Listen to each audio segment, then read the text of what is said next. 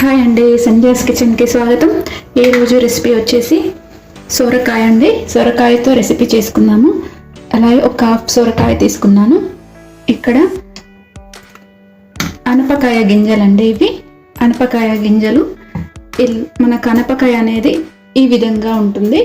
ఇప్పుడు చలికాలం కదా, మనకు సీజన్లో ఇప్పుడే ఈ సీజన్లో మనకు వస్తుంది ఈ కాయ.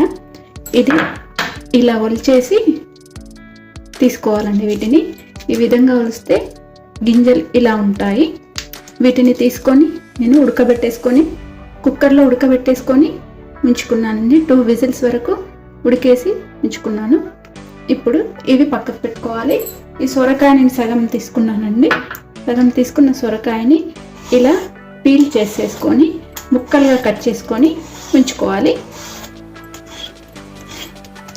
లేత సొరకాయ తీసుకుంటే ఈ కర్రీకి చాలా బాగుంటుందండి.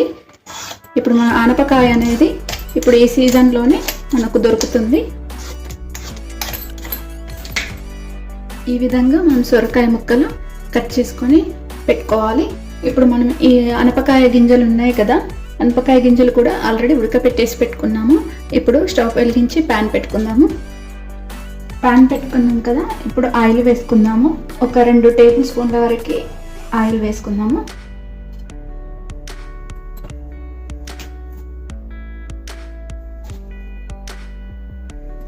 ఆయిల్ వేడైంది కదా, ఇప్పుడు ఇందులో ఒక 1/2 స్పూన్ వరకు ఆవాలు, అలాగే ఒక 1/2 స్పూన్ జీలకర్ర,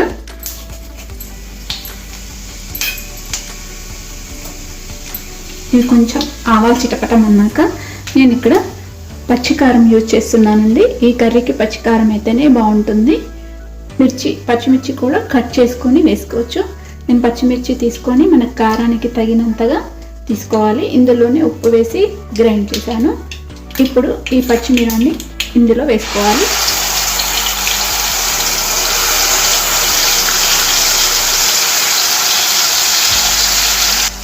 ఇప్పుడు పచ్చిమిర్చి వేసుకున్నాం కదా, పేస్ట్.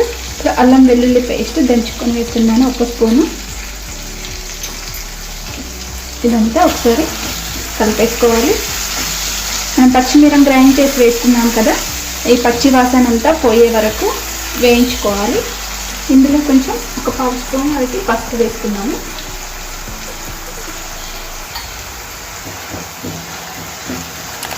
పసుపు వేసి ఆయిల్ అంతా కూడా పైకి వచ్చే విధంగా వేయించుకోవాలి. 1 నిమిషం పాటు వేయించుకోవచ్చు.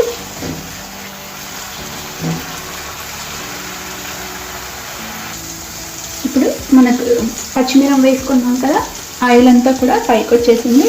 ఇలా ఒకసారి కలిపేసుకొని ఇందులో కొంత కరివేపాకు, అలాగే ముందుగా కట్ చేసి పెట్టుకున్న ఈ సొరకాయ ముక్కలు కూడా ఇందులో వేసుకోవాలి.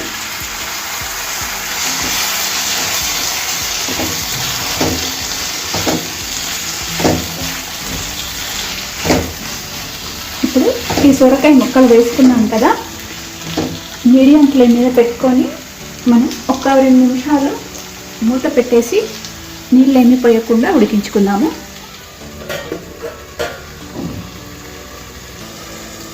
ఇప్పుడు మూత తీసుకుందాము, చూద్దాము.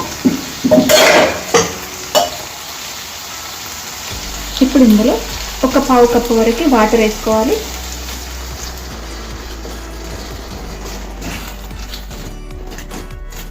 వాటర్ వేసుకున్న తర్వాత ఇది మరొక 4 మినిట్స్ వరకు మూత పెట్టి ఉడికించుకుందాము.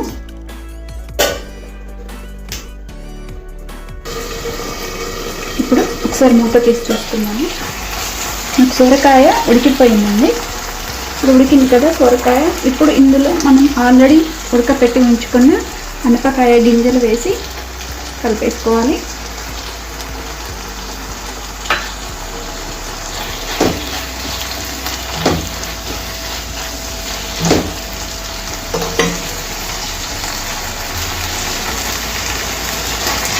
మనం ఆల్రెడీ ఉడికించుకున్నాం కాబట్టి అనపకాయ గింజలు ఎక్కువసేపు ఉడకాల్సిన అవసరం ఏమీ లేదు. ఇప్పుడు ఇందులో మనం కొత్తిమీర వేస్తున్నాము. ఇలా సన్నగా తరిగి పెట్టుకున్న కొత్తిమీర,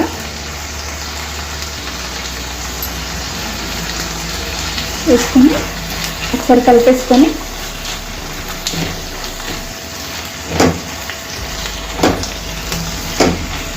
ఇప్పుడు మరొక 2-3 నిమిషాలు మూత పెట్టి ఉడికించుకున్నాము. మీడియం ఫ్లేమ్ మీద పెట్టేసి ఉడికించుకోవాలి. మనం వేసిన అనపకాయ గింజలు ఉన్నాయి కదా, దానికి ఉప్పు కారం కూడా దానికి కూడా పట్టుకుంటుంది. మూత తీసి చూసుకున్నాను. నాకు 2 మినిట్స్ అయిపోయిందండి. మనం వేసుకున్న అనపకాయ గింజలకు కూడా ఉప్పు కారం పట్టేసింది. ఇప్పుడు స్టవ్ ఆఫ్ చేసేసుకున్నాను. స్టవ్ ఆఫ్ చేసేసుకొని ఈ కర్రీని ఒక గిన్నెలోకి తీసేసుకుందాము.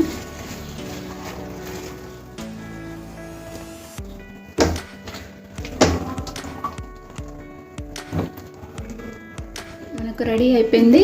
సొరకాయ అనపగింజ కూర రెడీ అయిపోయిందండి. ఇది తెలంగాణలో చాలా స్పెషల్గా చేసుకుంటారు ఈ కర్రీ. ఇప్పుడు మనకు సీజన్గా ఇప్పుడు వస్తాయి అనపకాయ. మీకు మరొకసారి చూపిస్తున్నాను. అనపకాయ అనేది ఈ విధంగా ఉంటుంది. ఇప్పుడు ఇందులో ఇత్తులు ఇలా ఉంటాయి. చేసుకొని మనం ఉడకపెట్టుకోవాలి. అంతే సింపుల్గా ఈ కర్రీ చేసుకోవచ్చు. చాలా చాలా బాగుంటుంది. అన్నంలోకి బాగుంటుంది, అలాగే చపాతీలోకి కూడా బాగుంటుంది. ఈ రెసిపీ నచ్చితే మీరు ఒక కామెంట్ సెక్షన్లో మెన్షన్ చేయండి. అలాగే లైక్ చేయండి, షేర్ చేయండి, నా ఛానల్ని సబ్స్క్రైబ్ చేయండి. Thanks for watching.